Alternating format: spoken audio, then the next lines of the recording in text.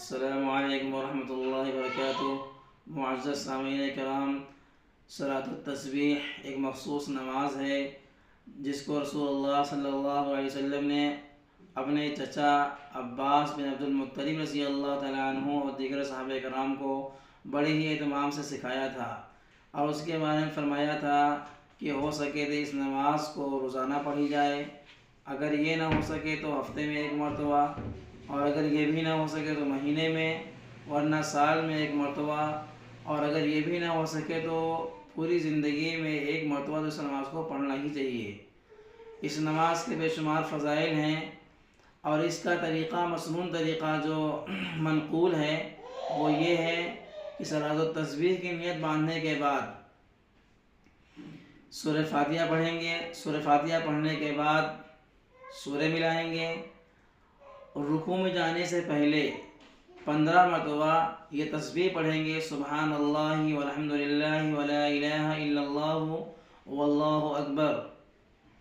15 مرتبہ پڑھنے کے بعد رکوع میں جائیں گے، جو رکوع کی تسبیح سبحان ربی العظیم پڑھی جاتی ہے اس کے پڑھنے کے بعد 10 مرتبہ یہ تسبیح کو پڑھیں گے، پھر رکوع سے کھڑے ہو جائیں گے قومہ کے اندر۔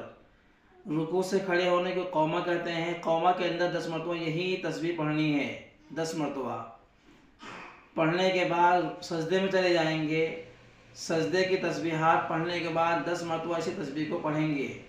پھر سجدے سے اٹھ کر کے جلسے میں، یعنی 2 سجدوں کے درمیان جب بیٹھتے ہیں تو اس کو جلسہ کہتے ہیں، تو اس جلسے کے اندر بھی 10 مرتبہ اسی تسبیح کو پڑھنا ہے، یعنی سبحان اللہ والحمد للہ ولا الہ الا اللہ واللہ اکبر، اس تسبیح کو 10 مرتبہ پڑھنا ہے۔ پھر دوسرے سجدے میں جائیں گے، تسبیح پڑھنے کے بعد جو سجدے میں تسبیح پڑھی جاتی ہے وہ تسبیح پڑھنے کے بعد 10 مرتبہ اس کو پڑھیں گے، پھر دوسرے سجدہ سے جب سر اٹھائیں گے تو اٹھنے سے پہلے بیٹھیں گے، بیٹھ کے 10 مرتبہ پڑھیں گے اس تسبیح کو، پھر کھڑے ہوں گے۔ اس طریقے سے ایک رکعت میں 75 مرتبہ ہو جائے گی یہ تسبیح، تو 4 رکعتوں میں 300 مرتبہ پوری ہو جائے گی۔ یہ طریقہ مشہور احادیث سے ثابت ہے۔ دوسرا طریقہ بھی ایک ہے جو عبداللہ بن مبارک رضی اللہ تعالیٰ عنہ ثابت ہے، وہ یہ ہے کہ سورہ فاتحہ پڑھنے سے پہلے، شروع کرنے سے پہلے 15 مرتبہ پڑھیں گے، اور سورہ فاتحہ پڑھ لیں گے، سورہ ملا لیں گے، پھر رکوع میں جانے سے پہلے 10 مرتبہ پڑھیں گے۔ اس طریقے سے رکوع میں، قومہ میں، سجدہ میں، جلسہ میں پڑھیں گے، اور اس صورت میں یہاں دونوں سجدے کرنے کے بعد، اٹھنے کے بعد اب اس کو نہیں پڑھنا ہے، بلکہ جو ہے